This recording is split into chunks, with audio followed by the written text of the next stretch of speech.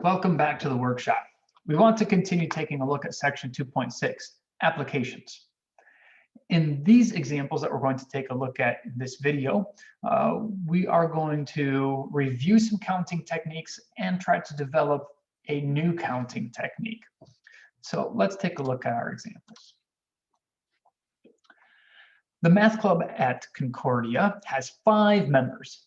It doesn't really. There is no math club at Concordia. If you want to start one, let me know. So the math club at CUAA has 5 members. If the club is to elect a president, vice president, and treasurer, in how many ways can this be done? Well, we looked at this back in chapter 1. We said we need to do 3 tasks: choose a president, choose a vice president, and choose a treasurer. How many ways are there to choose a president? Well, there's 5 students in the club, so we have 5 choices for president. Then we have 4 choices for vice president because we already chose a president. And then there are 3 choices for the treasurer. So that gives us 60 ways to vote in president, vice president, and treasurer. Okay, cool. But it's 60 ways because the order matters. Order actually matters when we are choosing president, vice president, treasurer, right? Because if I choose Tom, let's try that again, Jerry, and Susan, that's definitely different than choosing Susan, Tom, and Jerry, because I'm saying that the president is Tom or the president is Susan. Those are 2 totally different things, right? They're not the same person. So order matters in this case. But notice that these are the same 3 people. So are there situations where we can find the 3 people and we don't care what order they're in? Definitely. So let's consider the math club again, having 5 members. It decides to send, let's see here, we're actually going to do, let's see here, we're going to do 3 members still. It decides to send 3 members to volunteer at Math Counts. It's a middle school math competition. I don't know if that's just Michigan or if it's nationwide, but anyway, 3 members are going to go help out with some math counts, middle school math competition. How many ways can this be done? That is, how many different groups of 3 people can be sent to help out at the competition? Well, in this case, order does not matter. So what I can do is I can say, all right, well, if order mattered, I already know that I have 60 ways to choose 3 people to go to math counts. But that doesn't matter, right? That's too many. That's too many. So, for example, I've got Tom, Jerry, Susan, Susan, Tom, Jerry. I could have, let's see here, Jerry, Susan, and Tom. And are there more ways that I could order this? Yeah, there is. So let's see here. How many ways could I order 3 people? How many ways can we order 3 people?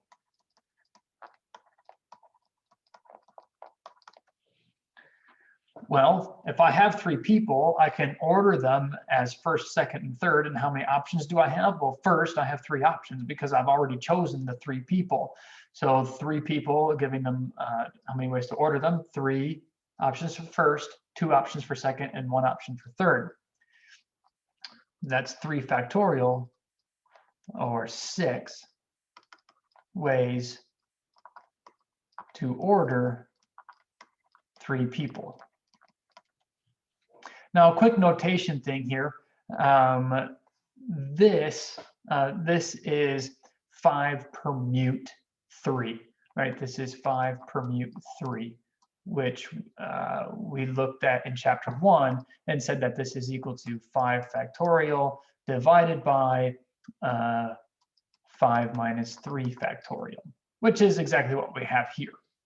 Okay, that is the 60 that we found. But this overcounts. So permutations where order matters. So 5 permute 3 overcounts.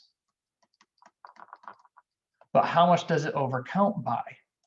Well, it overcounts by a factor of 3 factorial, because every time I see Tom, Jerry, Susan, right? When I see Tom, Jerry, Susan, I know that's accounted for 6 different times, 3 factorial times. So I've got the same thing represented 3 factorial times, 6 times. So there's 6 times too many when we use permutations. So 5 permute 3 overcounts by a factor of 3 factorial. So there are 5 permute 3 divided by 3 factorial, which is 5 factorial divided by 5 minus 3 factorial times 3 factorial, which is, let's see, we said 60, divide that by 6. There are 10 ways to send 3 students to math counts. Excellent. So when we did the permutations, order mattered, but we actually don't care about order, so it overcounts. So we have to divide by how many times each selection of people is represented. Well, each selection of people for this, there's 3 people, 6 ways to order those 3 people. So each collection of 3 people is represented 6 times. So it overcounts by a factor of 6, the number of ways to order the 3 people.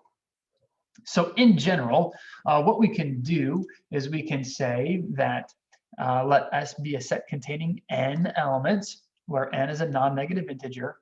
If r is an integer such that r is between 0 and n, then the number of subsets of S, right? S is a set containing n elements. The number of subsets of S containing exactly r elements is given by, now there's several different notations here. So the textbook notation is combinations of n items, choosing 4 of them. And this is n factorial divided by n minus r factorial times r factorial. So when we return or look back at the example we just did, right, we're looking at how many subsets of the 5 students have exactly 3 students in it. How many ways are there to get a subset of 3 from our 5-person set? So that's what we're looking at here. Same thing. Now there are various notations for this. So another popular one, more similar to our permutation notation, or at least that permutation notation used in this video, is n choose r. So choose from n objects r of them, or we have n objects, choose r of them, or what's a little bit more popular, I'm surprised this text doesn't use it, is n choose r. So it looks like a fraction, but there's no horizontal bar there, right? There's nothing separating a numerator and denominator. So these are also referred to as binomial coefficients, which we don't get into, but that's another name for them. So we'll take a look at some examples of some really quick, brief examples in our next video, because I think we've talked enough for now. So I'll see you guys back in the workshop in just a moment.